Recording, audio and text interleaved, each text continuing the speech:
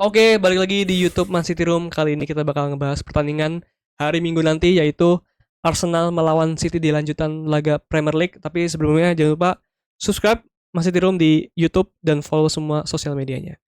Oke, jadi kita sebelum ngebahas Arsenal, kita bahas dulu pertandingan hari Kamis kemarin melawan Leipzig di laga kedua UCL. Kita menang 1-3.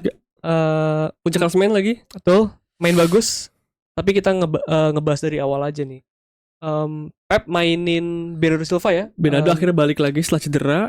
Terus Guardiola juga main kan? Guardiola main karena istirahat kalau nggak salah lawan Wolf nggak main kalau nggak main kalau nggak salah ya. Ake kan main sama ya. Diaz sama Kanji. Terus sebenarnya yang menarik sih di Rico Lewis kan. Rico Lewis tuh main di nomor 8. Main tengah kan? Main tengah karena Alvarez kan dicadangin dulu. Jadi sebenarnya sih Rico Lewis, gue agak sukanya dia tektokan bagus sama si Bernardo Silva. Ya, bahkan gol Foden pertama kan asis dari dia kan, dari Lewis, dan tapi linknya sama Bernardo bagus kan. Iya. Situ. Dan yang agak aneh sebenarnya ini juga sih, si Alvarez nggak main dari awal. Betul. Tapi lumayan bagus. Malah bagus menurut gue. Jadi walaupun ada seki-seki dikit ya. Tapi ya itulah semua kayaknya hampir pemain 18 tahun masih akan selalu begitu. Jadi tapi menurut gue udah bagus karena ya perlu diingat dia tuh defender. Iya. Dia fullback. Jadi untuk main begitu gue sih impress banget sama Lewis gitu. Dan iya gol pertama, golnya si Foden. Umpan dari Lewis tadi. Tapi abis itu mainnya gimana sih? Sebenarnya si RB Leipzig nggak terlalu keluar ya di babak pertama ya. Nggak terlalu keluar. Pokoknya di match ini kita sebenarnya lumayan menguasai kan. Total tuh kita 18 shoot. Jadi untuk nge-shoot doang ya sebenarnya udah aman. Tapi kan lagi-lagi Haaland di match ini kurang beruntung ya, beberapa peluang belum bisa bikin gol. Ya bahkan di awal-awal babak kedua pun kita malah kebobolan duluan di awal-awal babak kedua ya. Jadi sebenarnya agak kecolongan lagi itu juga. Ya sebenarnya secara menyerang, maksudnya secara bertahan udah bagus sih kan. Emang Leipzig kadang-kadang ya tiba-tiba setelah gol itu sih agak nyerang juga. Cuman yang itu golnya agak kecolongan. Tapi kalau kita ngomongin di pertandingan kemarin, kita kayaknya lebih enak ngomongin individual pemain ya. Individual, benar. Salah satunya adalah yang balik lagi main, yaitu Rodri. Ini jujur ya, gue tuh sebenarnya agak nggak ngeh gitu. Rodri tuh mainnya bagusnya, maksudnya mainnya bagus cuman saking biasa ya. Jadi pas nggak ada Rodri kita apa bedanya ya, ternyata pas main buset, gue bener-bener ngerasain Rodri tuh beda banget pas megang bola, defending gitu. Gue tuh yang gue perhatiin tuh Rodri tuh kalau misalnya megang bola, dia tuh nggak cuma umpan kiri kanan doang anjir. Dia beneran ada tuh satu momen dia diumpan terus dia ngelautin orang, terus umpan ke Grealish, terus dia ikut maju ke depan gitu, terus mundur belakang. Jadi dan tadi kita lihat di DPI dia tuh passingnya ratusan anjir. Jadi emang jadi kata tadi barusan kita nonton DPI kan, kata si Firzi, Rodri itu passing sukses dalam satu match itu 107 ya? Banding sama Kovacic yang sebelum-sebelumnya itu rata-rata cuma 60-an. Jadi bedanya jauh banget. Dan itu baru passing lah, belum giringnya, belum visinya passing yang jauh. Ya mungkin ada yang gagal, tapi kan visinya di atas rata-rata kelihatan. Dan gitu. defending juga kan kayak betul. Bahkan keberadaan dia berdiri aja kayak ngaruh banget gitu. Enggak kalau kita lihat Calvin Phillips kan kayak agak ngangung-ngangung ini gimana gitu. Itu makanya yang agak gua concern dibuat pertandingan nanti lawan Arsenal. Kalau kita lihat nih statnya nih, kok kagak disiapin. Nah, ini dia kita lihat dari Skybet ya, dari Sky Sport. Ini adalah stats Manchester City dengan adanya Rodri dan tanpa Rodri. Yang kiri nih, kalau dengan Rodri coba bacain Mas. Ini dari yang kiri dulu ya, yang dengan Rodri ya. Dari 62 pertandingan kita cuma kalah 5 kali. Itu dengan Rodri. Gila banget ya. Sedangkan nih dibandingin yang tanpa Rodri dari 11 game 4 kali kalah. Ini beda 1 loh. Tapi beda 1 62 banding 11. Beda 49 game itu jauh banget aja. Ya mungkin tanpa Rodri kalah itu mungkin yang masih gak penting. Tapi kan kerasa bedanya banget. 62 games 5 kali kalah doang kan. Tapi ini kan start dari last season nih. Ini 4 nih. 2-nya tuh 2 match kemarin. Gila ya. Tapi berarti emang kalau kita lihat 62 banding 11, berarti kita tuh jarang ditinggalin Rodri ya. Mungkin kita kalah tuh waktu misalnya diistirahatin lawan apa gitu. Dan kalau kita lihat juga nih rata-rata golnya yang kita ciptain kalau dengan Rodri itu 2,5 ngegolin, dengan tanpa Rodri 2,2. Sebenarnya nggak terlalu jauh. Cuman berarti ada impactnya juga Rodri buat ke depan ya. Ke depan betul. Beda 0,3 juga lumayan sih. Ya, contoh aja mungkin lawan Sevilla di Super Cup itu kan ada andil Rodri juga. Mungkin harusnya gitu juga ya. Mungkin dengan ada Rodri serangan lebih banyak opsi, bisa umpan langsung ke Walker, sedangkan tanpa Rodri mungkin nggak bisa langsung kayak gitu kan, lebih umpan-umpan pendek gitu. Dan ini merataan kebobolan kalau dengan Rodri itu cuma 0,7, which is nggak sampai 1, itu bagus banget. Sedangkan tanpa Rodri itu hampir selalu kebobolan di setiap match. Iya betul. Dan ini win rata-rata semuanya kemenangannya itu 72,6% kalau dengan Rodri, dan tanpa Rodri itu 63,6. Intinya emang sangat-sangat berpengaruh nih adanya Rodri dan nggak ada. Dan tanpa Rodri ya. Iya. Si Pep bilang tadi pas press conference, emang Rodri ini the best top 3 di DM di dunia gitu. Jadi kalau nggak ada dia ya sangat-sangat berpengaruh gitu. Apalagi siapa? Calvin Phillipsnya, atau selain Rodri ya belum nggak standar gitulah. Bahkan jadi ngaruh banget bedanya, kelihatan banget bedanya. Mungkin kalau misalnya kayak dulu Fernandinho sama Rodri masih sama kan, Fernandinho kan utama kita nih, terus ada Rodri masih oke lah. Atau misalkan kebalikan nih, Rodri lebih bagus tapi cadangan Fernandinho yang udah ngerti gitu, paling enggak masih bisa ngisi lah gitu. Masih bisa ngisi gitu. Terus ya selain Rodri juga sang game changer, penyelamat. ada Doku sama Alvarez yang masuk di babak kedua.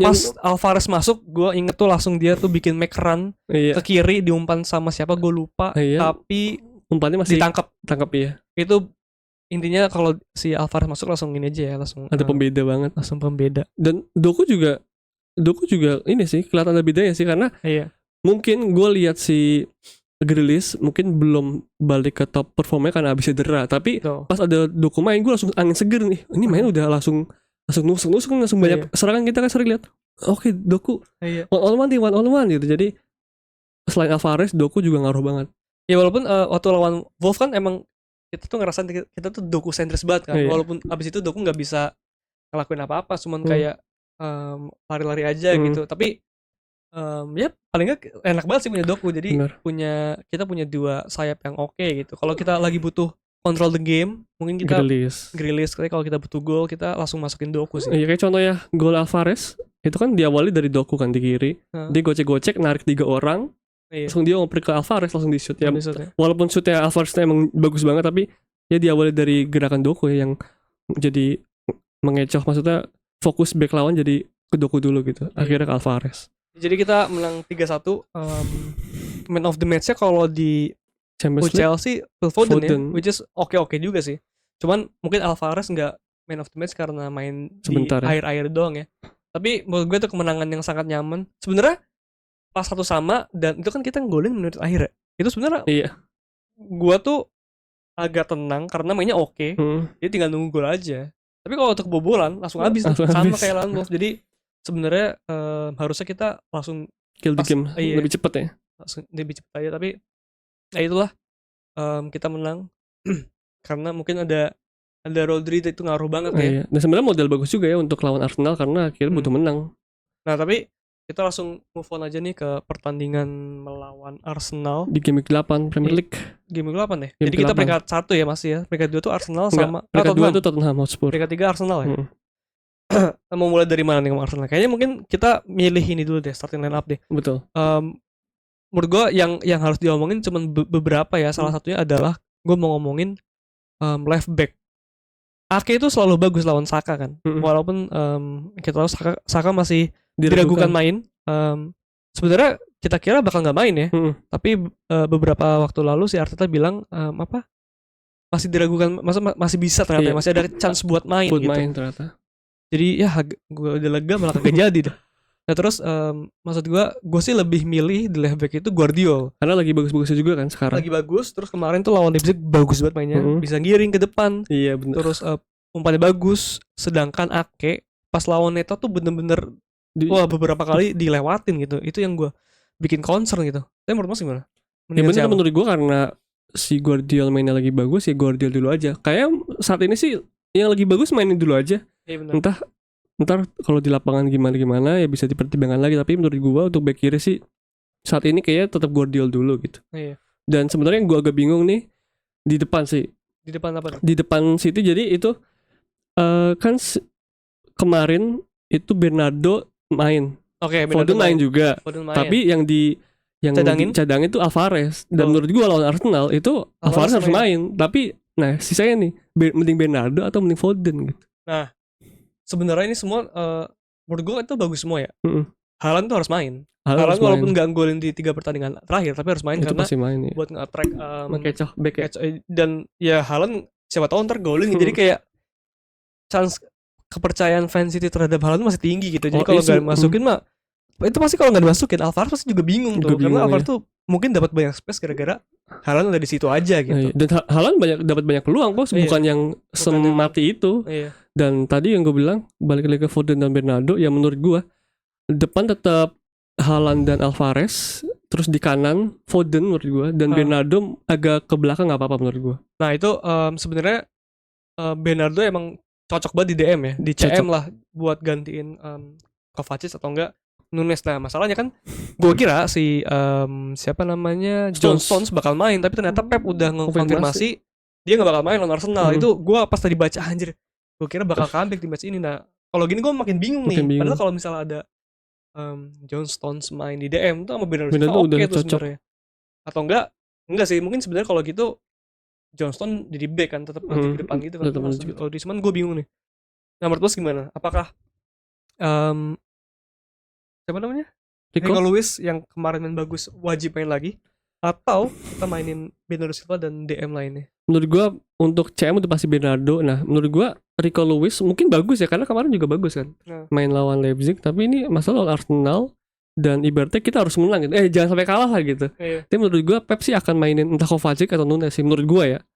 Mungkin buat di big match yang penting dan away gini, ya walaupun kemarin away ya, Pep bakal milih yang lebih siap secara apa ya? Ini maksudnya bukan coba-coba lah, udah yang pemain senior aja gitu. Karena sebenarnya menurut gue kemarin lawan Wolf itu Kovacic oke secara terima bola, tapi kadang passingnya tuh agak sering kacau, mungkin karena di City nggak pernah jadi DM kan. Tapi menurut gue masih oke untuk dicoba lagi di tandem sama Bernardo Silva. Menurut gue gitu sih. Jadi ya gue juga setuju sih, maksudnya tapi Bernardo Silva mending main. Sebenarnya kalau misalnya tiba-tiba ntar Rico Lewis starting, gue juga nggak kaget sih, karena namanya bagus anjir. Cuman ya tetap aja pasti ntar bakal siap-siap aja sebagai fan City, besok bakal beda jauh mainnya. Bener-bener gak ada roda itu bakal nganggung-nganggung aja, nggak tahu. Lawan Wolf aja nggak bisa menang aja, nggak bisa ngapa-ngapain kita di tengahnya. Tapi gimana untuk left winger, mending Doku atau Grealish? Gue sih pengen lihat Doku dulu sih. Mungkin bener Doku bisa digas dari awal ya. Ya. Tapi kalau Grealish dulu kayak kemarin sih sebenarnya oke. Cuman gue sih agak percaya kemarin lawan lawan Leipzig, Grealish tuh main salah satu buat fitness juga sih. Bener ya. Jadi kayak main dari awal aja gitu, ujungnya diganti gitu. Berarti salah satu yang gue tunggu juga ya, biar semua orang lihat bekas Doku gitu. Pengen. Iya kan, ngomong big match nih. Jadi semua orang pasti nonton dan wah Doku beneran jago. Tapi ya sebenarnya kalau Grealish menurut gue nggak masalah. Toh Doku juga pasti bakal dimainin di babak kedua. Siapa tahu buat pengganti super sub kayak kemarin. Kayak kemarin betul. Cuman kalau kita ngomongin ini nih pemain Arsenal, menurut Mas main mana yang harus diwaspadai ini? Kecuali Saka ya, karena kalau Saka udah fit udah pasti itu yang paling gue takutin sih. Sebenarnya agak beruntung sih kan Martinelli udah pasti nggak main tuh, agak susah soalnya. Jadi menurut gue yang diwaspadai sebenarnya menurut gue ya agak di lini tengah sih, si Odegaard dan Rice. Pasti kalau kita kalah di situ udah pasti bakal sering ke, kalau mereka sering dapat udah otomatis bakal sering ke winger tuh. Kan Arsenal seremnya gitu tuh. Dan ini sih ngerinya kayak pas kemarin lawan Wolf tuh, gue nggak tahu kenapa itu pemain Wolves tuh bisa giring sampai ke depan. Kayak bahkan back kirinya si Elanusi ya? Bukan, Nusaed. Ya itulah. Nusaed mah ini yang South Bay aja. Si itulah El Nuri ya.